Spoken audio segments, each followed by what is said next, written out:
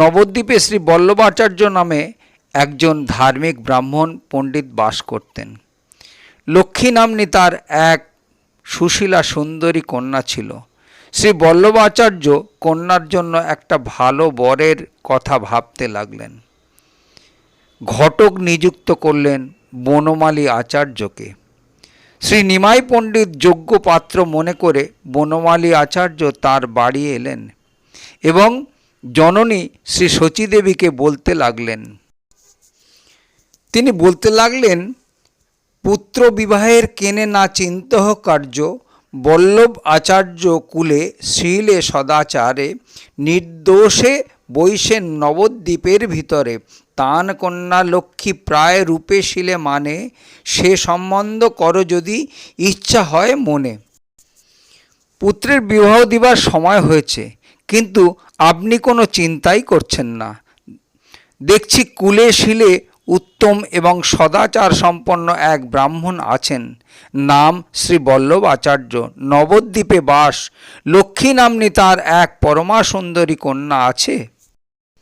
আপনার ইচ্ছে হলে সে কন্যার সম্বন্ধ আপনার পুত্রের সঙ্গে হতে পারে। শ্রী শচীদেবী বললেন, পিতৃহীন বালক আমার বড় হোক, পড়াশোনা করুক, তারপর এসব চিন্তা করা যাবে। বনমালী ঘটক শ্রী শচীমাতার কথায় প্রীত হলেন না। বিমর্ষ হয়ে গৃহ অভিমুখে চললেন। দৈবযোগে পথে শ্রী নিমাই পণ্ডিতের সহিত সাক্ষাৎকার হলো। শ্রী নিমাই পণ্ডিত বললেন, আচার্য মহাশয় কোথায় গিয়েছিলেন? বনমালী আচার্য বললেন, তোমাদের বাড়ি তোমার মার সঙ্গে কিছু কথা ছিল। বিষয় এই, বল্লভ আচার্যের লক্ষ্মী নাম্নী অতি সুন্দরী কন্যা আছে, সে তোমার উপযুক্ত বিবেচনা করে তোমার সঙ্গে তার বিবাহের প্রস্তাব করলাম, কিন্তু এ বিষয়ে তোমার জননীর কোনো উৎসাহ দেখলাম না, তাই ফিরে যাচ্ছি। শ্রী নিমাই পণ্ডিত কথা শুনে একটু হাসলেন। তারপর ব্রাহ্মণকে বিদায় দিয়ে নিজ গৃহে এলেন এবং মৌনভাবে রইলেন। শ্রী শচীমাতা পুত্রের মৌন অবস্থা দেখে বললেন, নিমাই, তুই আজ এত গম্ভীর মৌনী হলি কেন? শ্রী নিমাই বললেন, তুমি ঘটক বনমালী আচার্যকে ভালো সম্ভাষণ করলে না কেন? শ্রী শচীমাতা ইঙ্গিতে বুঝলেন নিমাইয়ের বিবাহ করবার ইচ্ছা আছে। শ্রী শচীমাতা তৎক্ষণাৎ লোক পাঠিয়ে বনমালী ঘটককে তার গৃহে আনালেন। শ্রী শচীমাতা বলতে লাগলেন, আমার পুত্রের বিবাহ সম্বন্ধে কাল আপনি যে প্রস্তাব করেছিলেন তাতে আমার সম্পূর্ণ মত আছে। শ্রী শচীমাতার এই কথা শুনে ঘটক বনমালী আচার্য তৎক্ষণাৎ বল্লভ আচার্য ভবনে চললেন। বনমালী ঘটকের প্রসন্ন বদন দেখে বল্লভাচার্য অনুমান করলেন কার্যসিদ্ধি হয়েছে। শ্রী বল্লভের মন আনন্দে ভরে উঠল। খুব সম্মান প্রদর্শন করে ঘটক বনমালীকে বল্লভাচার্য আসনে বসালেন এবং সমাচার জিজ্ঞাসা করলেন। ঘটক বললেন, সমাচার শুভ। শ্রী নিমাই পণ্ডিতের সঙ্গে কন্যার বিবাহের আয়োজন করুন। এরকম পুত্রকে কন্যাদান করা পরম সৌভাগ্য। এ কথা শুনে শ্রী বল্লভের পরিবার আনন্দের সীমা রইল না। শ্রী বল্লভ বললেন, কৃষ্ণ যদি প্রসন্ন হয়েনে আমারে, অথবা কমলা গৌরী সন্তুষ্ট কন্যারে, তবে সে হেনে আসি মিলিবে জামাতা, অবিলম্বে তুমি ইহা করহ সর্বথা। বনমালী ভাই, আমার প্রতি যদি কৃষ্ণের দয়া থাকে আর কন্যার প্রতি যদি গৌরী সন্তুষ্ট থাকেন, তবে এমন সুন্দর জামাতা পাব। তুমি শীঘ্র সব ঠিক করো। তবে যৌতুকাদি দিবার সামর্থ্য আমার নাই। আমি দরিদ্র ব্রাহ্মণ। কন্যা মাত্র দিব পঞ্চহরিত কি দিয়া, সবেই আজ্ঞা তুমি আনিবে মাগিয়া। বল্লভাচার্য জানতে চাইলেন যে জামাতা ও কন্যাকে বেশি কিছু দিতে পারবেন না।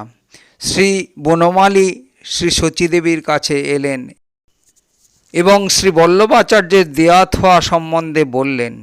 শ্রী শচীদেবী বললেন, কন্যা যখন ভালো, আমাদের কোনো দাবি দেওয়া নাই। তিনি যা দেবেন তাতেই আমরা সন্তুষ্ট থাকব।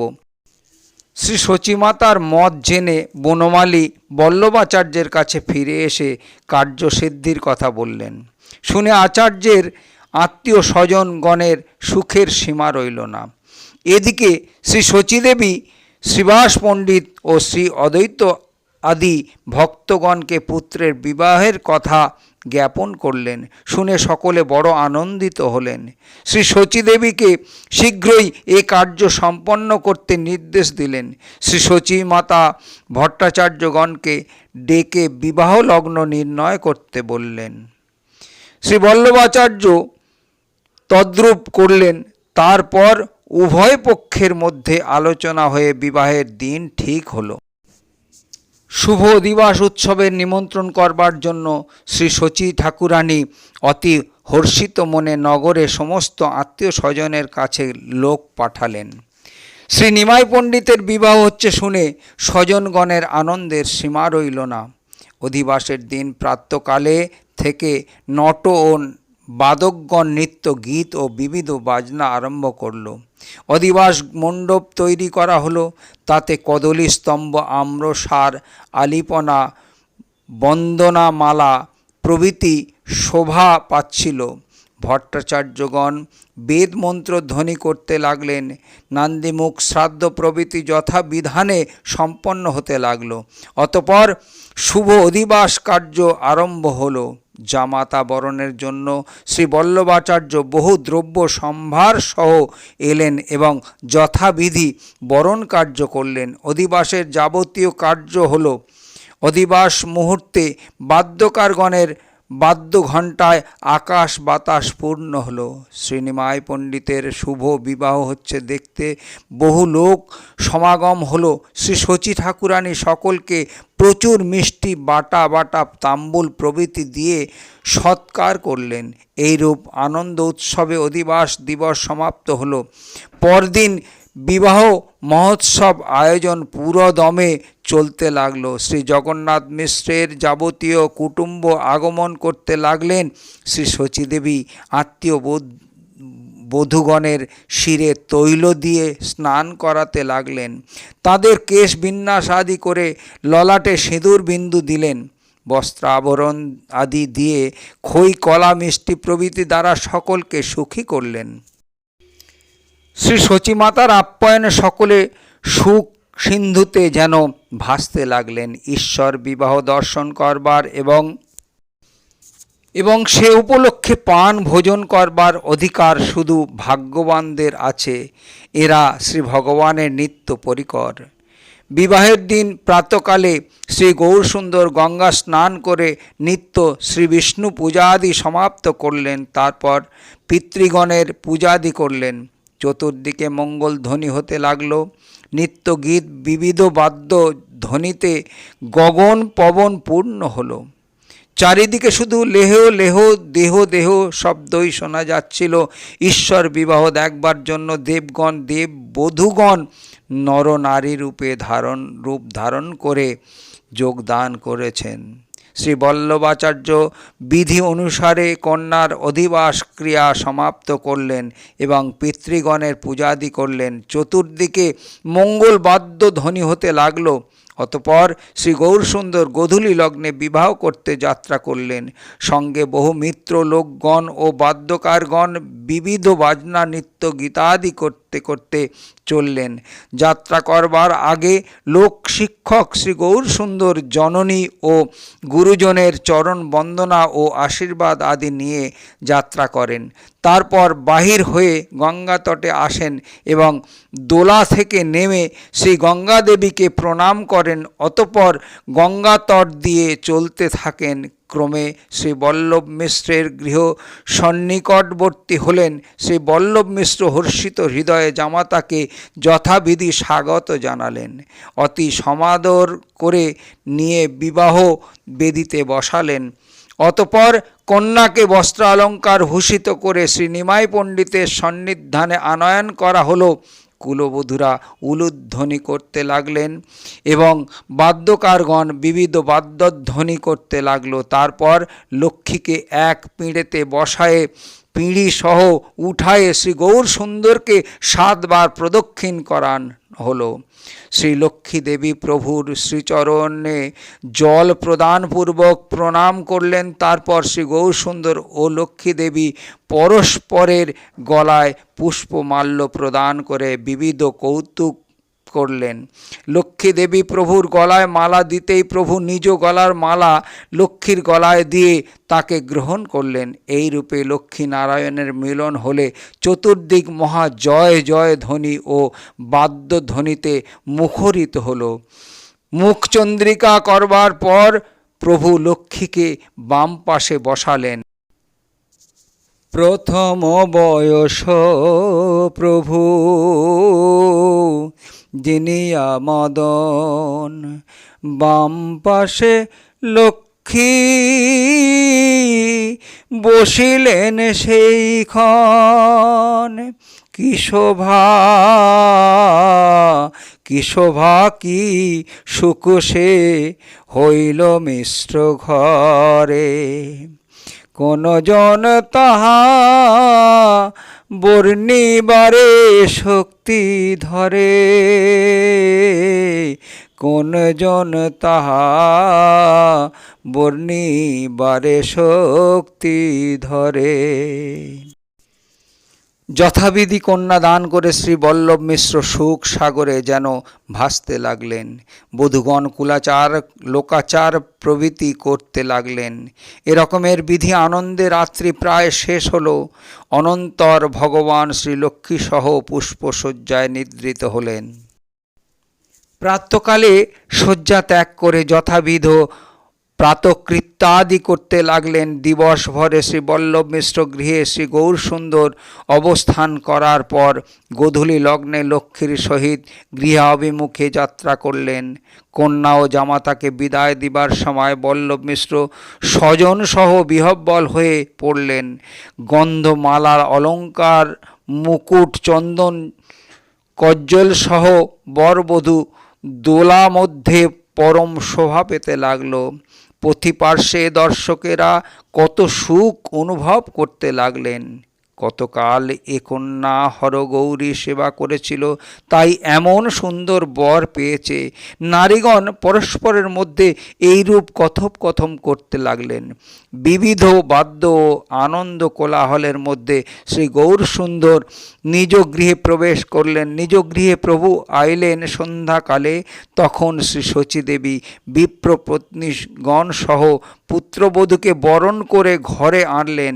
শ্রী শচীমাতার গৃহে আনন্দের সীমা রইল না। গীত বাদ্য ধ্বনিতে চারিদিকে মুখরিত হয়ে উঠল। এইভাবে শ্রী গৌর সুন্দরের শুভ বিবাহ কার্য সম্পন্ন হলো। জগৎ আনন্দময় হলো। শ্রী গৌর সুন্দর নাট ভাট বাদক ব্রাহ্মণ ও অতিথিগণকে যথাবিধি অর্থ বস্ত্র অন্নাদি দিয়ে সৎকার ও বিদায় করলেন। শ্রী শচীদেবীর বাসনা পূর্ণ হলো। সর্বদা আনন্দ সিন্ধুতে যেন ভাসতে লাগলেন। শ্রী লক্ষ্মীর অঙ্গ জ্যোতিতে গৃহ সর্বদা যেন আলোকিত এবং পদ্মগন্ধময় হয়েছিল। তাতে অনুমানে শ্রী শচীমাতা বুঝলেন এ কন্যাতে সাক্ষাৎ কমলার অধিষ্ঠান আছে। বধূ লক্ষ্মীকে শ্রী শচীমাতা প্রাণের প্রাণ স্বরূপ স্নেহ করতে লাগলেন। লক্ষ্মীদেবী অতিশয় সুচরিতা ছিলেন, ইঙ্গিতেই সমস্ত কার্য করতেন। ভগবান শ্রী গৌরসুন্দর শ্রী শচীমাতাকে সুখী করবার আশায় কোনো কোনো দিবস লক্ষ্মীকে নিয়ে তার কাছে বসাতেন। লক্ষ্মীদেবী প্রাতকালে শ্রীবিষ্ণু গৃহমার্জন, আলপনা, পুষ্প তুলসী চয়ন প্রভৃতি কার্য করতেন। অনন্তর রন্ধন করতেন। মহাপ্রভু প্রতিদিন বৈষ্ণব অতিথি ডেকে গৃহে সেবা করাতেন। মহাপ্রভু ভক্তগণকে নিমন্ত্রণ করে অতিথি সেবা শিখিয়ে দিলেন। গৃহস্থের মহাপ্রভু শিখায়েন ধর্ম, অতিথির সেবা গৃহস্থের মূল কর্ম। গৃহস্থ হইয়া অতিথি সেবা না করে, পশু পক্ষী হইতে অধম বলি তারে। যার বানা থাকে কিছু পূর্বাদৃষ্ট দোষে, সেই তৃণ জল ভূমি দিবে কুসন্তোষে, সেই তৃণ জল ভূমি দিবে কুসন্তোষে। ভগবান ধর্ম শিক্ষা দেবার জন্যই অবতীর্ণ হন। তিনি ভক্তবৎসল, ভক্তের সুখের জন্য কত বিচিত্র লীলা করেন। তিনি যেমন লীলা করেন, লক্ষ্মী তদ্রূপ আচরণ করিয়া থাকেন। নিরবধি তুলসীর করেন সেবন, ততোধিক শচীর সেবায় তার মন। লক্ষ্মীর চরিত্র শুনি শ্রী গৌর সুন্দর, মুখে কিছু না বলেন সন্তোষ অন্তর। গৃহস্থ হবার পর গৃহস্থের অর্থ উপার্জন, গুরু স্বজন পালন করা একটি ধর্ম। তাই যেন শ্রী গৌরসুন্দর কিছুদিন বঙ্গদেশে গিয়ে অধ্যাপক রূপে বিদ্যাদানাদি করতে ইচ্ছা করলেন। জননীর চরণে নিবেদন জানালেন কিছুদিন তিনি বঙ্গদেশে প্রবাসে যাবেন। পত্নীর প্রতি বললেন, তুমি এই সময় আয়ের উত্তম রূপে সেবা করো। তারপর শ্রী নিমাই পণ্ডিত শুভ দিন দেখে কতিপয় শিষ্যসহ বঙ্গদেশের প্রতি যাত্রা করলেন। প্রভুর শ্রীচরণ রেণুতে বঙ্গদেশ ধন্য হল। ক্রমে প্রভু পদ্মাবতী নদীর তটে এলেন। মহাপ্রভু শুভ আগমন বার্তা সমগ্র বঙ্গদেশে প্রচারিত হল। কোনো মহান সৌভাগ্যবানের গৃহে প্রভু অবস্থান করে মহাবিদ্যাগোষ্ঠী করলেন। সহস্র সহস্র ছাত্র প্রভুর কাছে পড়বার জন্য আসতে লাগলো। মহাপ্রভুর দিব্য মূর্তি দর্শনে বঙ্গবাসী ধন্য অতি ধন্য হলেন। সে ভাগ্যে বঙ্গদেশে শ্রীহরিকীর্তন অদ্যপি বিদ্যমান। বঙ্গদেশে গোষ্ঠী প্রভু করিলেন বঙ্গে, পদ্মাবতী দেখি প্রভু বুঝিলেন রঙ্গে। বঙ্গদেশে গৌরচন্দ্র করিলা প্রবেশ, অদ্যপিও সেই ভাগ্যে ধন্য বঙ্গদেশ। সেই ভাগ্যে অদ্যপিও সর্ববঙ্গদেশে, শ্রী চৈতন্য সংকীর্তন করে শ্রী পুরুষে। এই মতে বিদ্যারসে বৈকুণ্ঠের পতি, বিদ্যারসে বঙ্গদেশে করিলেন স্থিতি। এদিকে নবদ্বীপে যেদিন মহাপ্রভু বঙ্গদেশ অভিমুখে যাত্রা করলেন, সেদিন থেকে তার বিরহে লক্ষ্মী দেবী আহার নিদ্রা ত্যাগ করলেন। স্বজন বন্ধুগণ কত তাকে বোঝাতে লাগলেন, তিনি কিছুতেই সুস্থ হলেন না। নামে মাত্র 2-1 গ্রাস অন্ন মুখে দিতেন, সমস্ত রাত্রি বসে বসে ক্রন্দন করতেন। ঈশ্বরের বিচ্ছেদ সইতে পারলেন না। নিজ প্রকৃতি দেহ থইয়া পৃথিবীতে, চলিলেন প্রভু পার্শ্বে অতি অলক্ষিতে। চলিলেন লক্ষ্মী প্রিয়া অতি অলক্ষিতে। তিনি মহালক্ষ্মী, অনন্ত বিভূতি সম্পন্না, এতএব তার পক্ষে অসাধ্য কিছুই নাই। নিজ প্রকৃতির একটি দেহ ধরাতলে রেখে দিব্য দেহে নিজ প্রভুর নিকট গমন করলেন। তার দেহত্যাগ প্রকৃত লোকের ন্যায় নহে। তিনি বৈকুণ্ঠের ঈশ্বরী, মহালক্ষ্মী। প্রভুর বিরহ তাঁর পক্ষে অসহনীয়, মহাবিষতুল্য। এতএব বিরহ যেন সর্পতুল্য তাকে দংশন করল এবং বেদনারূপী বিষে তিনি প্রাণ ত্যাগ করলেন। প্রভুর বিরহ সর্প লক্ষ্মীরে দংশিল, বিরহ সর্প বিষে তার পরলোক হল। বাস্তবিক পক্ষে প্রপঞ্চ জীবের ন্যায় লক্ষ্মীদেবীর দেহ ত্যাগ হয় নাই। এইভাবে শ্রী গৌরসুন্দরের বিরহে শ্রী লক্ষ্মীদেবী দেহ ত্যাগ করলেন। লক্ষ্মীর দেহত্যাগে স্বজন বন্ধু বান্ধব গণের শোকের সীমা রইল না। শ্রী সচিমাতা শোক সমুদ্রে ডুবে গেলেন।